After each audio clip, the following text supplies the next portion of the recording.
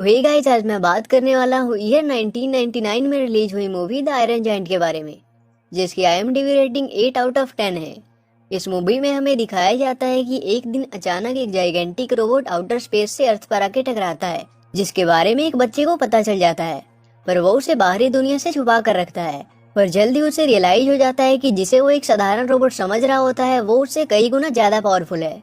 तो मूवी की शुरुआत में हम एक सेलर को देखते हैं, जो कि समुद्र के बीचों बीच फंस चुका होता है, इसलिए वो कंट्रोल रूम से मदद मांग रहा होता है।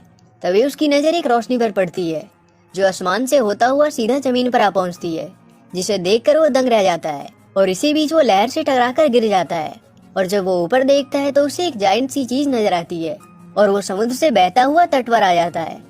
अगली सुबह हम उसी शहर में रहने वाले एक क्यूरियस बच्चे होगार्थ को देखते हैं, जो अपनी मॉम के साथ रहा करता था, और उसके डैड जो कि US एयरफोर्स के पायलट थे, उनकी डेथ कोरियन वॉर के दौरान ही हो गई थी। उसकी मॉम एक छोटे से रेस्टोरेंट में काम किया करती थी, इसलिए होगार्थ वहाँ एक स्क्वायरल को लेकर पहुँचता है, जिसे वो अपना पेट बनाना चाहता था। इसलिए वो अपनी मॉम से इसके लिए रिक्वेस्ट करता है, पर उसकी मॉम उसे इसके लिए मना कर देती है। तभी वो देखता है कि वो स्क्वायरल अपने बॉक्स में नहीं था, इसलिए वो चुपके से उसे ढूंढने लगता है। तभी वो स्क्वायरल डीन नाम के एक आदमी के पैंट में घुस जाती है, जिसके कारण वो काफी अजीब तरह से बिहेव करने लगता है। लेकिन जल्दी वो वहाँ से निकलकर पूरे रेस्टोरेंट में हंगामा मचा देता है। उसी रात होगार्थ जब अपने घर आता है तो उसे उसकी मॉम का कॉल आता है, जो उससे कहती है कि आज वो ज्यादा काम होने के कारण थोड़ा लेट आएंगी। और जब होगार्थ टीवी देख रहा होता है तभी उसके टीवी का सिग्नल ब्रेक होने लगता है, इसलिए वो उसे ठीक करने के लिए अपने टेरेस पर चला जाता है। लेकिन तभी वो नोटिस करता है कि उसके घर के पास मौजूद सभी फेंस टूट चुके हैं, इसलिए वो अपने साथ एक लॉन्ग गन को लेकर उसका पता लगाने के लिए उसकी तरफ जाता है। लेकिन वहाँ उसे कोई नहीं दिखता, पर तभी वहाँ एक जाइंट मेटल रोबोट आ जाता है, जिस कारण से उसके हाथ से वो गन नीचे गिर जाता है। वो आकर पास में लगे ट्रांसमिशन लाइन को खाने की कोशिश करता है, जिसके कारण उसे एक जोरदार झटका लगता है, और उसी कारण से उस शहर की लाइट भी चली जाती है। ये देखकर होगार्थ डर के कारण वहाँ से भागने लगता है, पर तभी उस रोबोट को चिल्लाते देख उसे उस पर दया आ जाती है, और वो उस लाइन के मेन स्विच को ऑफ कर देता है, जिसके बाद वो रोबोट जमीन पर गिर जाता है। वहीं होगार्थ की मॉम जब काम से घर लौटती हैं तो देखती हैं कि होगार्थ अपने कमरे में नहीं था। दूसरी ओर जब वो रोबोट अनकॉन्शियस पड़ा होता है तब होगार्थ उसके करीब जाकर उसको देखने लगता है, पर तभी वो अचानक जाग जाता है, जिससे घबराकर होगार्थ भागने लगता है। और तभी वहाँ उसे उसकी मॉम मिल जाती है।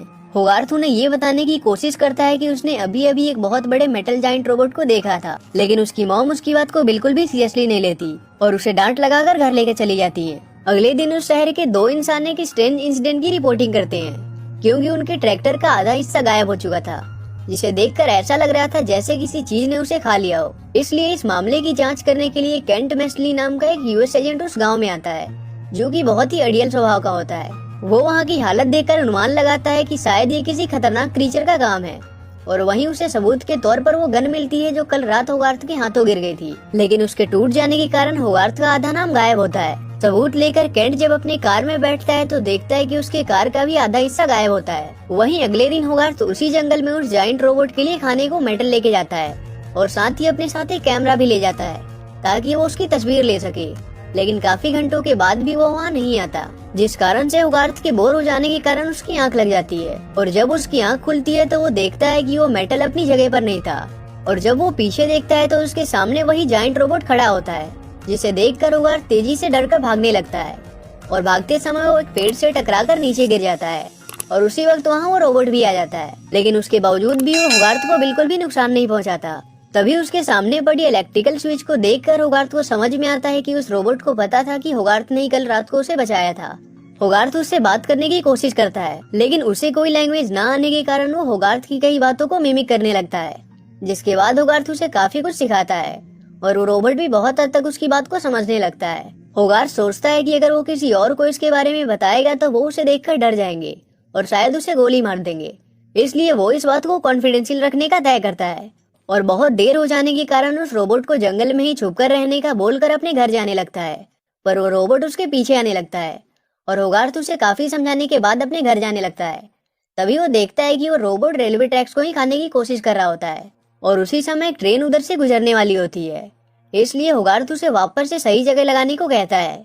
लेकिन जिस दौरान वो ये कर रहा होता है तभी वो ट्रेन से टकरा जाता है, जिस कारण से उसके काफी मेटल पार्ट्स अलग अलग हो जाते हैं, जिसे देखकर होगार्थ खुद को उसका दोषी मानने लगता है। पर तभी वो देखता है कि उस रोबोट के पास सेल्फ रिपेयर की एबिलिटी थी, जिस वजह से उसके सभी पार्ट वापस से जुड़ जाते हैं और वो पहले की तरह ही बन जाता है। दूसरी ओर केंट मेंसली अपने सीनियर जनरल रोगार्ट को ये बताने की कोशिश कर रहा होता है कि उस रात आसमान से गिरी वो चीज मेटियोर नहीं थी, बल्कि कोई और चीज थी। उसी समय मेयर्स ऑफिस में उस ट्रेन एक्सीडेंट की खबर पहुंचती है, जिसे देखने के लिए केंट वहां जाता है। जहां जाने पर उसे एक आदमी मिलता है जो उसे बताता है कि उसने एक जाइंट मेटल रोबोट को देखा था और ये ट्रेन उसी चीज से टकराई थी। जिसे सुनने के बाद केंट ये बात जनरल रोगार्ट को बताने का सोचता है, लेकिन फोन न होने के कारण वो पास ही नजर आ रहे होगार्थ के घर टेलीफोन के लिए जाने लगता है। दूसरी ओर होगार्थ उस रोबोट को अपने गैराज में छुपा देता है, जहाँ वो अभी भी खुद को रिपेयर कर रहा होता है। तभी उसकी मॉम घर आ जाती है, इसलिए होगार्थ उसे छोड़कर घर चला जाता है। और जब वो अपनी मॉम के साथ डिनर कर रहा होता है, तभी उस रोबोट का एक हाथ उस घर में आ जाता है, जिसे जैसे तैसे करके होगार्थ अपने घर से निकालने ही वाला होता है। तभी वहाँ केंट उसके घर आ जाता है और उनसे उनका फोन इस्तेमाल करने की परमिशन मांगता है। पर जब वो जनरल रोबोट को उस रोबोट के बारे में बताता है, तब वो उसे सबूत न होने के कारण उस पर यकीन नहीं करते और फोन कट कर देते हैं, जिस कारण से केंट को काफी गुस्सा आता है। और जब वो उस घर से जा रहा होता है, तभी उसे पता चलता है कि उस बच्चे का नाम होगार्थ है, जिसे जानने के बाद जब उसकी नजर उस गन पर पड़ती है तो वो समझ जाता है कि वो गन उसी की है। इसलिए वो उसके घर वापस जाता है और होगार्थ से पूछता है कि क्या उसने उस रात जंगल में किसी अनयूजुअल चीज को नोटिस किया, जिसके जवाब में होगार्थ उससे नहीं कहता है। तभी ऊपर के फ्लोर से कुछ आवाजें आने लगती हैं, इसलिए होगार्थ वहाँ से तुरंत ऊपर आ जाता है, जहाँ वो उसी हाथ को देखता है। इसलिए वो उसे कैसे भी करके खिड़की से नीचे भेज देता है और केंट भी फाइनली उस घर से बाहर आ जाता है। लेकिन अभी भी वो होगार्थ की बातों से पूरी तरह से सेटिस्फाइड नहीं था। आधी रात को होगार्थ फिर से उस रोबोट से मिलने आता है और सुपरमैन की कॉमिक के बारे में बताता है और उसकी अच्छाइयों के बारे में सिखाता है। तभी उस रोबोट को भूख लग जाती है और आसपास मेटल मौजूद न होने के कारण होगार्थ उसे जंगल में ले जाता है, जहाँ उन्हें एक टूटी फूटी गाड़ी नजर आती है। लेकिन उससे पहले कि वो उसे खाता है, डीन उसे वहाँ से ले जाता है, जो कि एक आर्टिस्ट होता है और साथ ही स्क्रैप मटेरियल को खरीदा करता था, जिसे देखकर होगार्थ रोबोट को उसके जंकयार्ड में ले जाता है, जहाँ वो बहुत से स्क्रैप मेटल को खाता है। लेकिन उसी दौरान उनमें से एक स्क्रैप कार का हॉर्न बजने लगता है, जिसे बंद करने के लिए वो रोबोट उसे डीन के ही घर की तरफ फेंक देता है और डीन उसकी जांच करने के लिए बाहर आ जाता है। तभी होगार्थ उसे डिस्ट्रैक्ट करने के लिए उसके घर चला जाता है। डीन लोगों से उनके स्क्रैप मटेरियल को खरीद कर उनसे नए नए तरह के आर्ट फॉर्म बनाया करता था और अक्सर होगार्थ की मॉम के रेस्टोरेंट में जाया करता था। होगार्थ और डीन दोनों साथ में बैठकर कॉफी पीते हैं, पर उसी दौरान उसे बाहर से एक आवाज सुनाई पड़ती है और जब वो बाहर उसे देखने जाता है तो उस जाइंट रोबोट को देख लेता है और उसे एक खतरा समझकर होगार्थ को अपने साथ लेकर वहाँ से भागने लगता है। लेकिन तभी होगार्थ उस रोबोट को डीन से इंट्रोड्यूस करवाता है और उसे भरोसा दिलाता है कि वो किसी को नुकसान नहीं पहुंचाता। उसके बाद होगार्थ डीन को उसे रात को अपने जंकयार्ड में रहने देने की परमिशन मांगता है, जिसके लिए डीन पहले तो इनकार करता है, पर आखिर में होगार्थ की काफी रिक्वेस्ट के बाद मान जाता है। दूसरी ओर होगार्थ जब अपने घर पहुंचता है, तब तक सुबह हो चुकी होती है और नीचे आने पर वो केंट से मिलता है, जिसने होगार्थ पर नजर रखने के लिए उसी के घर के एक रूम को रेंट ले लिया होता है। तभी उसे डीन का कॉल आता है, जो उसे सुबह हो जाने के कारण उस रोबोट को वहाँ से ले जाने को कहता है, पर केंट के वहाँ जाने के कारण होगार्थ फोन कट कर देता है और केंट उससे हर वक्त उसी रात के बारे में अलग अलग तरह के क्वेश्चन करने लगता है, जिससे तंग आकर वो घर से बाहर निकल आता है और डीन के जंकयार्ड में उस रोबोट से मिलने जाता है, जहाँ वो साथ में खूब मस्ती करते हैं। वहीं केंट आए दिन अजीबोगरीब फिनोमेना के बारे में सुनता रहता है और उसी के छानबीन के दौरान उसे होगार्थ का कैमरा मिल जाता है, जिनमें उसे होगार्थ द्वारा ली गई कुछ तस्वीरें मिलती हैं और उसी में केंट को एक ऐसी तस्वीर मिलती है जिसमें होगार्थ उस जाइंट रोबोट के साथ होता है। वहीं होगार्थ और रोबोट जब साथ में जंगल में घूम रहे होते हैं, तभी उन्हें एक हिरन नजर आती है, जिसे वो देखने के लिए जाते हैं। पर जैसे ही वो हिरन वहाँ से जाती है, एक शिकारी उसे गन से शूट कर देता है, जिससे वहीं उसकी मौत हो जाती है। ये सोचकर वो रोबोट काफी दुखी होता है। होगार्थ उसे समझाता है कि इसमें उसकी कोई गलती नहीं है, हर चीज का अंत होता है, किसी को मारना गलत है लेकिन कुदरती मौत मरना बुरा नहीं है। और यही कहकर होगार्थ घर चला जाता है। पर उसी रात उस रोबोट को अजीब तरह के विजन्स आते हैं और वो नींद से जाग जाता है। दूसरी ओर होगार्थ जब घर पहुंचता है तो केंट उसे पकड़ लेता है और उससे कहता है कि तुम्हारी मॉम आज थोड़ा लेट आने वाली है, इसलिए मैं तुमसे जो कुछ भी पूछूं उसके बारे में सच सच बताना। और उसे वो तस्वीर दिखाकर उस रोबोट के बारे में पूछता है, लेकिन उसके बावजूद भी वो उसे कुछ नहीं बताता। तब केंट उससे कहता है कि अगर तुम सच नहीं बोलोगे तो अपनी मॉम से कभी मिल नहीं पाओगे, जिससे डर कर वो उस रोबोट का लोकेशन बता देता है। और अगली ही सुबह केंट आर्मी की टीम के साथ डीन के जंकयार्ड पहुंचता है और डीन से उस मेटल मैन के बारे में पूछता है। और जब डीन उन्हें उस मेटल मैन को दिखाने ले जाता है, तब केंट उसे देखकर दंग रह जाता है, क्योंकि वो रोबोट डीन के आर्ट फॉर्म का हिस्सा लग रहा होता है और उसे देखकर किसी को ये शक नहीं होता कि वो असली है। इसलिए ये देखने के बाद जनरल रॉबर्ट केंट पर गुस्सा करने लगते हैं, क्योंकि उसके कहने पर ही वो इतनी बड़ी सेना लेकर आए थे। इसके बाद वो सेना के साथ वापस लौट जाते हैं। उनके जाने के तुरंत बाद वो अपने नॉर्मल फॉर्म में आ जाता है और वो दोनों साथ में खेलने लगते हैं। लेकिन जब खेल खेल में होगार्थ एक गन को उस रोबोट की तरफ पॉइंट करता है तो वो उसे देखकर अपनी आंखों से फ्लेयर छोड़ता है। लेकिन जैसे ही वो गन हटाता है तो वो फिर से नॉर्मल हो जाता है। पर डीन ये देख लेता है और जैसे ही वो उसके गन को देखकर फिर से अटैक करने वाला होता है तभी डीन होगार्थ को बचा लेता है और उस रोबोट को गुस्से से पीछे हटने को कहता है और उसे बुरा भला कहने लगता है, जिससे दुखी होकर वो रोबोट वहाँ से चला जाता है। तभी डीन को गन देखकर रियलाइज होता है कि उसने बस उस गन को देखकर अपने बचाव के लिए हमला किया था, इसलिए वो दोनों बाइक से उसे ढूंढने के लिए निकल जाते हैं। दूसरी ओर दो बच्चे जब बाइनोकुलर से खेल रहे होते हैं तभी वो उस बिल्डिंग से नीचे गिरने वाले होते हैं, लेकिन वो रोबोट उन्हें खतरे में देखकर बचा लेता है और उन्हें सेफली लैंड करवा देता है, जिसके बाद शहर के सभी लोग उसे अच्छा समझने लगते हैं। तभी होगार्थ और डीन वहाँ आ जाते हैं और उनके पीछे ही होगार्थ की मॉम भी आ जाती हैं। दूसरी ओर केंट और बाकी सभी जब शहर से बाहर जा रहे होते हैं तभी उनकी नजर उस जाइंट रोबोट पर पड़ती है, जिसके बारे में वो जनरल रोबोट को भी बता देता है और वो वहाँ जाते ही उस रोबोट पर अटैक करने लगते हैं। इसलिए वो होगार्थ को बचाते हुए वहाँ से भागने लगता है। डीन उसे समझाने की कोशिश करता है कि अगर वो गोली न चलाए तो वो किसी को भी नुकसान नहीं पहुँचाएगा, लेकिन वो उसकी बात नहीं सुनते और कोड रेड अलर्ट कर देते हैं। दूसरी ओर वो रोबोट उनसे बचते हुए भागने के दौरान एक्सप्लोर करता है कि वो उड़ भी सकता है और वो अपने हाथ को सुपरमैन की तरह लहराते हुए ऊपर उड़ने लगता है।